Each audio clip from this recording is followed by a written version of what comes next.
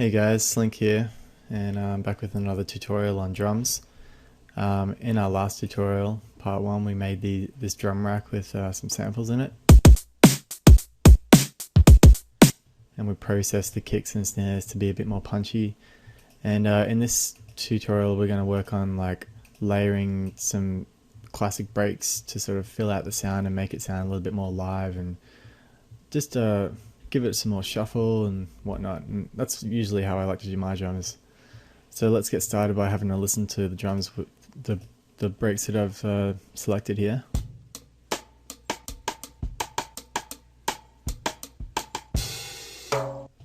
They're all pretty well known breaks.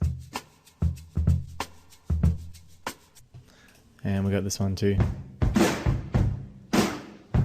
Cool, so the first thing we're going to do is start warping them so that they all kind of match up together, and we'll be applying the same groove that we used and made in our first video to all 3 breaks. But one thing I want to focus on to start with is the warping algorithm that we use in here, which is beats, and we're preserving the transients and we have the looping mode off. And this is really important for making sure that the groove is applied and also not losing any of the snap of each transient. Most people just click complex and then just like ignore everything else, and you end up losing like the nice snap of each drum. It kind of sounds muffled or just sounds terrible. But I like to use beats, and basically sampling anything, it's a good idea to try beats and try moving warp markers around to see how it sounds first before you just, be lazy and use complex. So that's a little tip there, but let's get started here.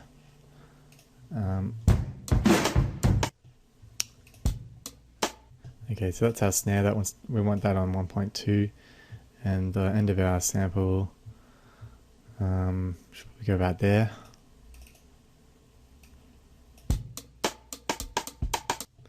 And we'll just move the rest of these so that they're sitting exactly on the grid.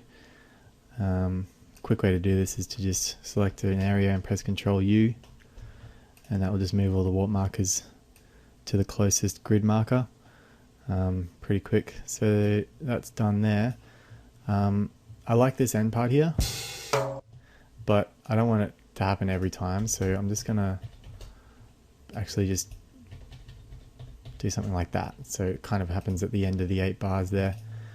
Moving on to the second one here. So that's our snare there at 1.2.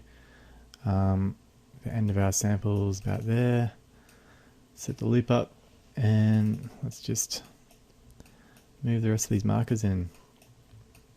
So like, see this one for example, it's kind of off the grid because this loop is already shuffled a little bit, but by putting it back there to where it would be if it had no groove, we can then re-groove it in a way to make it sit with the rest of our drums and have the exact same groove. And you'll notice here that the warp marker is actually a little bit off, so I'm going to hold shift and just move the waveform behind it rather than moving the marker without holding shift. So that's a little handy tip there too. So let's just get the rest of this done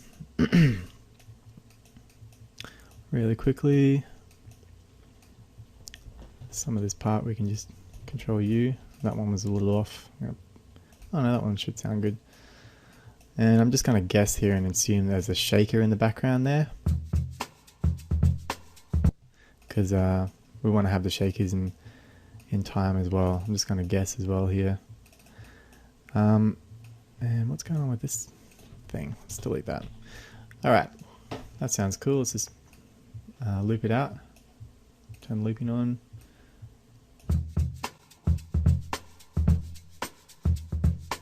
Very good. And the last one, let's get that one finished.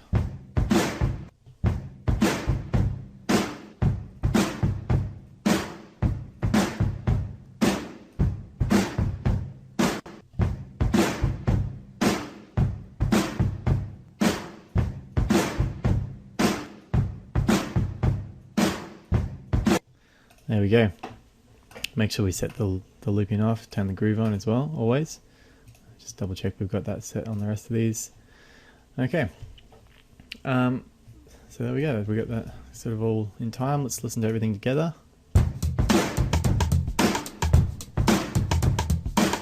Yep, everything seems to be matching. Let's try it with the beats.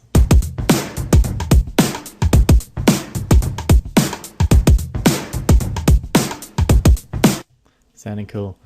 What I'm going to do now is sort of do some surgical stuff where we try and match up the kicks and snares, well, mainly the kicks, to match up here, because up here we've got dunk, dunk, dunk, and down here we've got dunk, dunk, dunk, dunk. So let's try and, you know, move them around and see what we can do here. So like this kick, for example, if we put it there, it's more like dunk, which is what we have up here. So, but then we are left with a gap. So if we just grab some sort of ambient type sound there and put it there, and just kind of fade it in, we can kind of fake it there. And let's just select that area and press Ctrl J to consolidate it and make sure that the groove is working. Let's just listen to it on its own. Yeah, that sounds cool.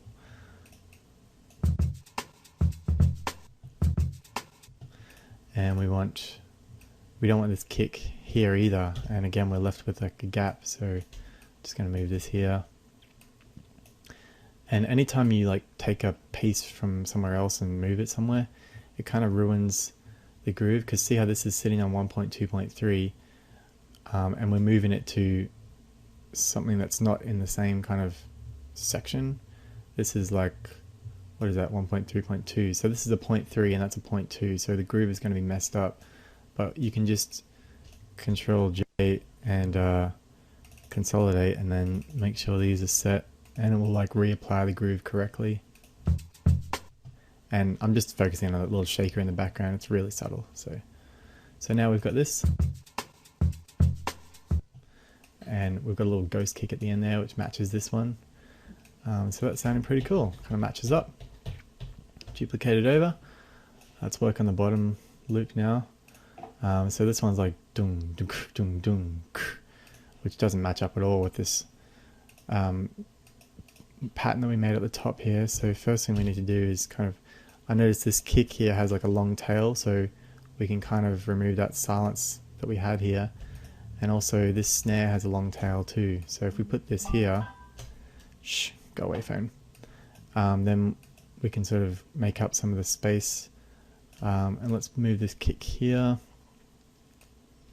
and also copy it here, and we've got a little kick here just before the snare that we can use as like the ghost kick. And if we grab it all and Control J that and delete some of the unwanted transients, move this one back into place, set the groove on there, good. Let's have a listen to it now. Oh, I did, didn't I? I forgot another kick at the front. Okay, no worries. I can just chuck it in there. And Control J again, consolidate, set the looping mode off. There we go. Duplicate all the way across. And let's have a listen to all the breaks together.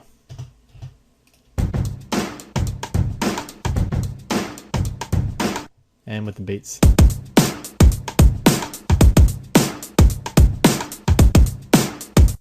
Awesome. Now I'm just going to add some EQ and a transient shaper and just sort of play with the levels of each channel. Let's do a little bit of transient shaping on the high and mids, just to give them a little bit more snap. And we'll EQ the low sub range out, because we don't want more sub on our kicks. We've already got plenty of sub up here. So let's listen to that now.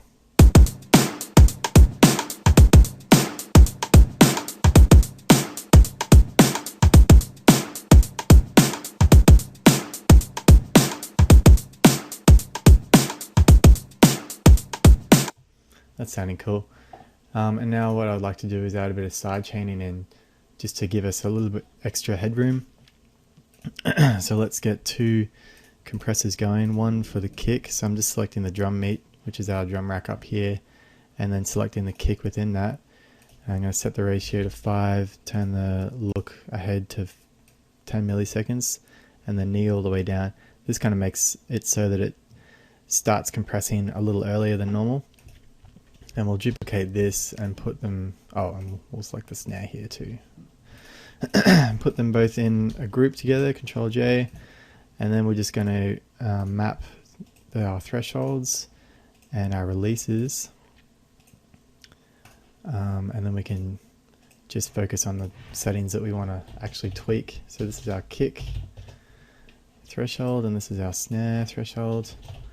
And release times is really important on a side chaining, because you want the volume to sort of come back up in time with the feel of the music in a way. So I'll give you an example here.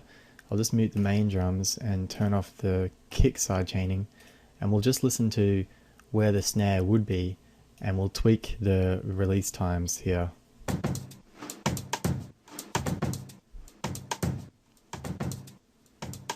So that would be too long because the volume's not coming back up in time for us to hear some of the sounds directly after the snare. And down here is like too short because we're hearing like the tail of the snare that we're actually trying to lower the volume of. So I find at 110 BPM, usually 40 milliseconds is pretty good, somewhere around that range. So let's listen to that.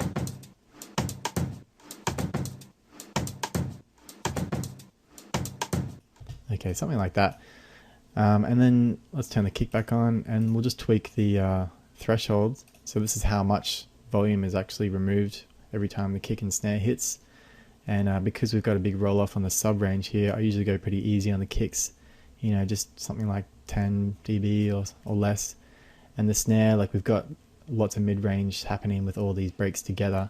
So quite a bit of snare side chaining, something like this will sound okay, I think.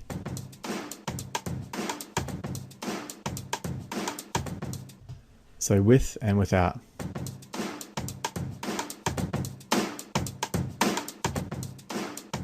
And all this is doing is just giving us a little extra headroom and sort of making our drum rack up here and the breaks that we sampled sort of work together in a way.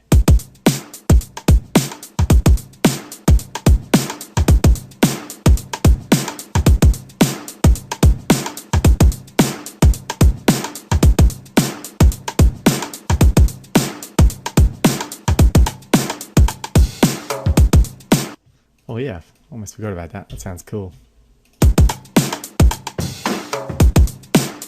Yeah, I like that. You know, we could add a little crash in there. Let's get a crash sample. Just randomly going into my... Yeah, whatever. That'll do. And we'll get a crash going at the start. We'll chuck a big reverb on there. And turn this bullshit off. Have a nice low cut. High decay time.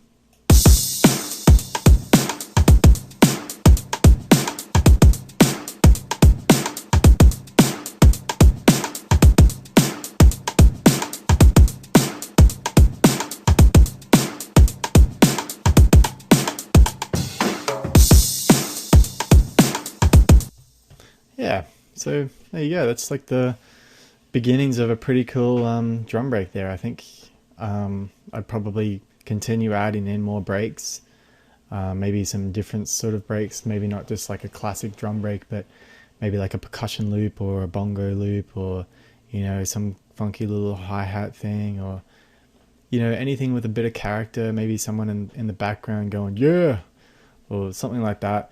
It all kind of adds to that live kind of flavor of drums, and all the while you've got some really big kicks and snares that are highly processed and compressed and stuff that really punch through with the side chaining on everything. So that's kind of my technique for doing drums. I hope you enjoyed the tutorial, and get out there and make some sweet drums. All right, peace.